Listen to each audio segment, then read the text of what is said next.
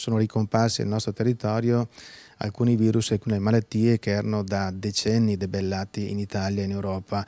È indiscutibile il fatto che con l'arrivo di queste persone, se non ci sono adeguati controlli di natura sanitaria in particolar modo, c'è la possibilità che ci siano delle malattie che vengono contratte da tutti, compresi i nostri connazionali, anche gravissime come Ebola. Ora che l'allarme profughi si è aggravato anche di un allarme sanitario, il coordinamento altovicentino di Fratelli d'Italia lancia una raccolta di firme, che a breve partirà anche a Bassano, da consegnare poi al prefetto di Vicenza, invitando i cittadini a dimostrare così la propria contrarietà all'operazione Mare Nostrum.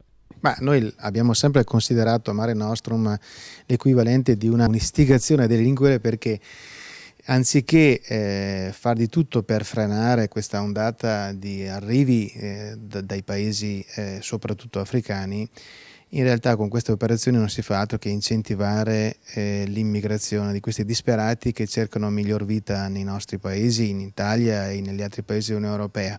Secondo Sergio Berlato, l'operazione Mare Nostrum non è il modo di risolvere l'emergenza. Noi diciamo dobbiamo aiutarli là a casa loro per fare in modo che non partano dai loro luoghi di origine. Questa è la soluzione che riteniamo indispensabile.